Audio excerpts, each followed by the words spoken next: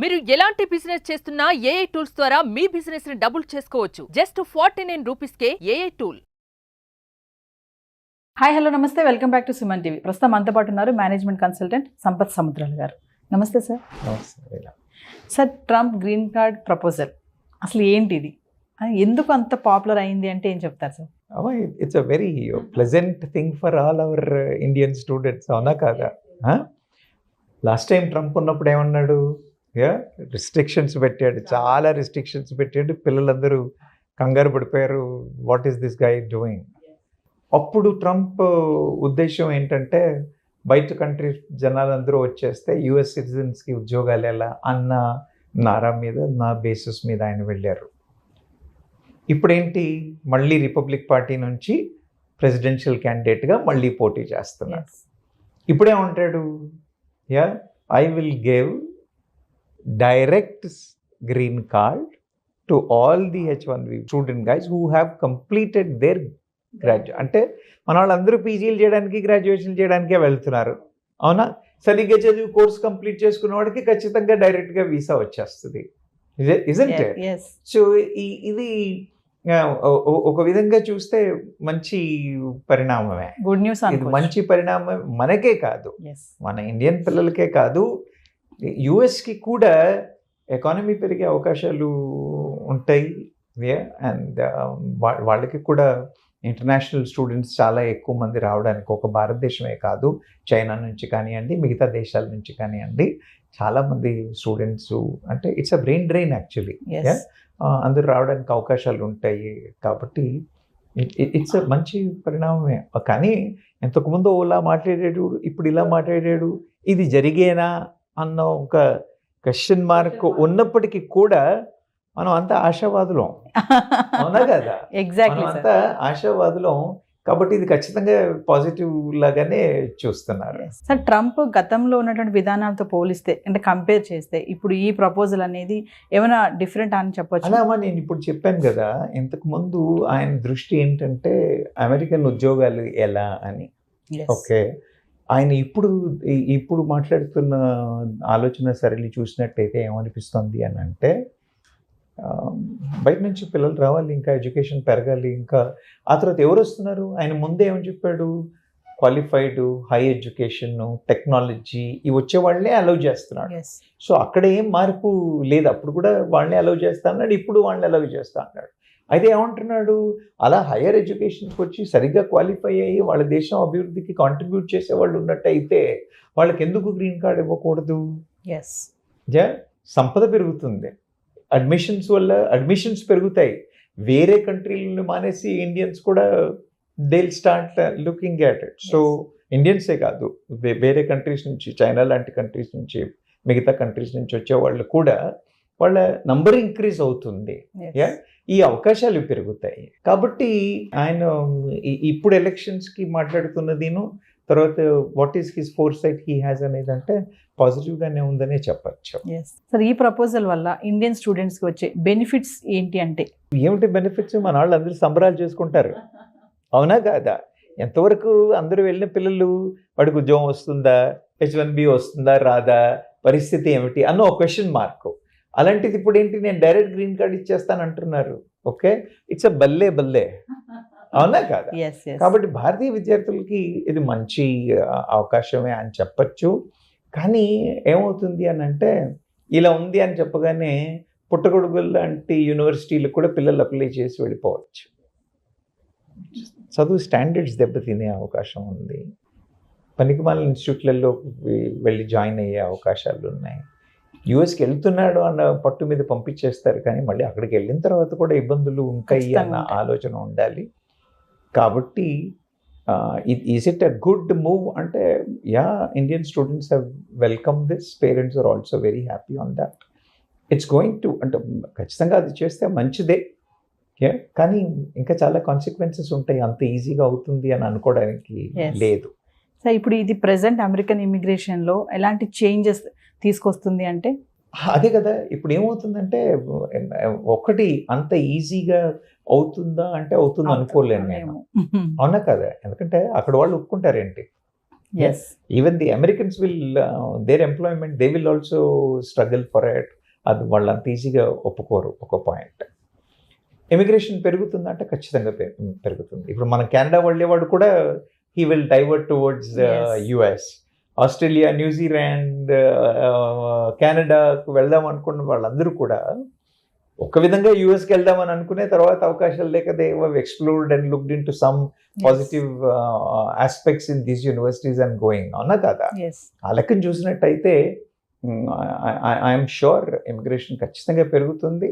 And a lot of Indians would like to move, and there will be a serious what you call hike in the immigration. Yes.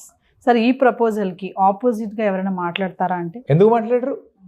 అవునా కదా? ఎందుకంటే ఇప్పుడు ఈ మైగ్రెంట్స్ని రావద్దు అని restrict చేస్తున్న అమెరికన్స్ చాలా మంది ఉన్నారు. అవునా కదా? అసలు లాస్ట్ టైం ట్రంప్ అలా మాట్లాడడానికి కారణం కూడా వాళ్ళే. అవునా కాదా? వాళ్ళు ఎలా ఒప్పుకుంటారు? కాబట్టి ఆపోజ్ చేస్తారా అంటే ఖచ్చితంగా ఆపోజ్ చేసే వాళ్ళు కూడా ఉన్నారు. యూత్, అమెరికన్ యూత్,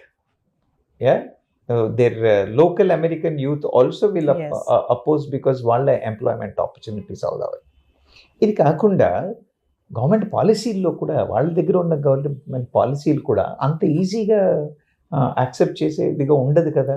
కాబట్టి ఈ పాలసీలు ఇచ్చేసే వాళ్ళు కూడా maybe they will oppose or they may put some hurdles in making this possible.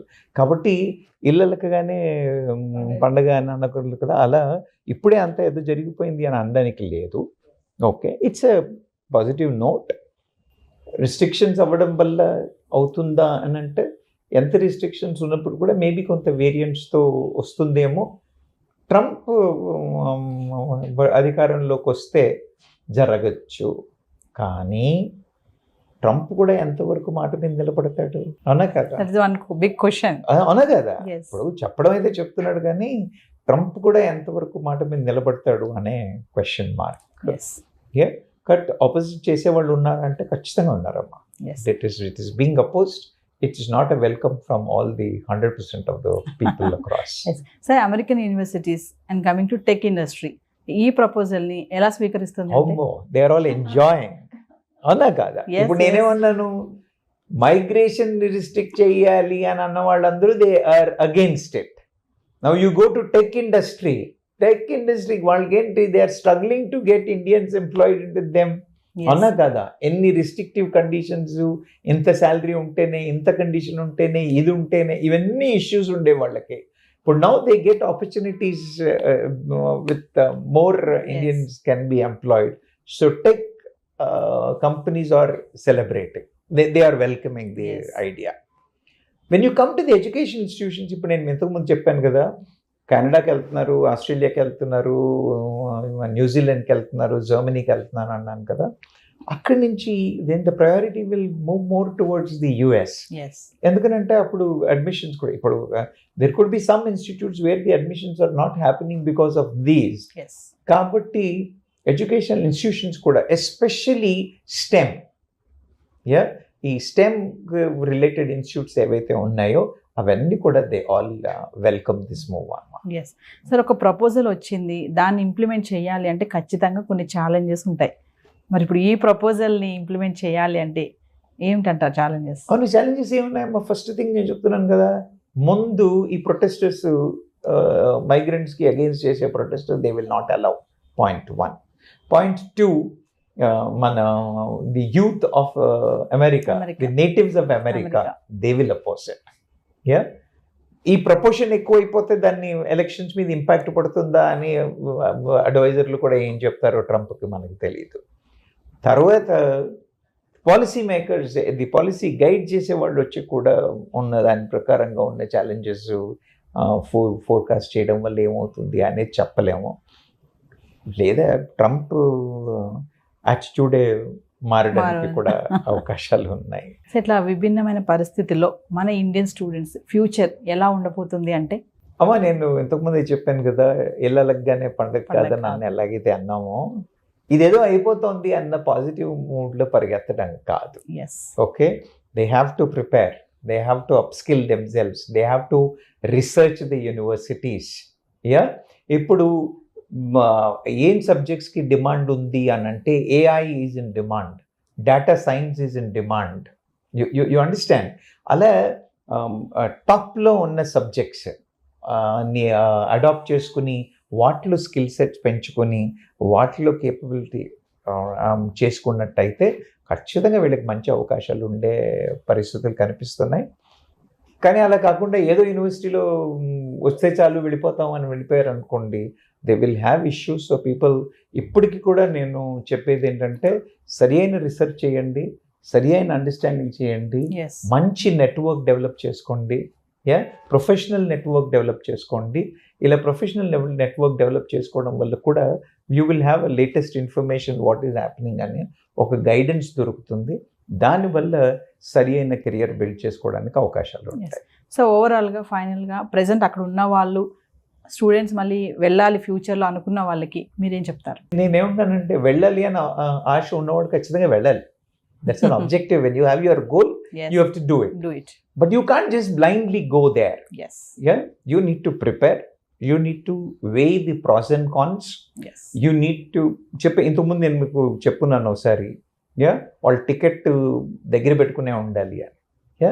Mentally అయితే ఏంటంటే ఇప్పుడు నేను డైరెక్ట్ గ్రీన్ కార్డ్ ఇస్తానందుకు కొంత సొలేస్, కానీ ఆ పాలసీ వచ్చే వరకు, ఆ రూల్ వచ్చే వరకు మనం లేదు అని నమ్మి మన కేపబిలిటీస్ మీద, మన అడాప్టబిలిటీ మీద డిపెండ్ అయ్యి ఉండి వాతావరణానికి సరిగా మనం మలుచుకోగలుగుతాము, సస్టైన్ చేయగలుగుతాము అన్న దానికి రెడీ అయి వెళితే మాత్రమే మంచిది అని నా నమ్మకం.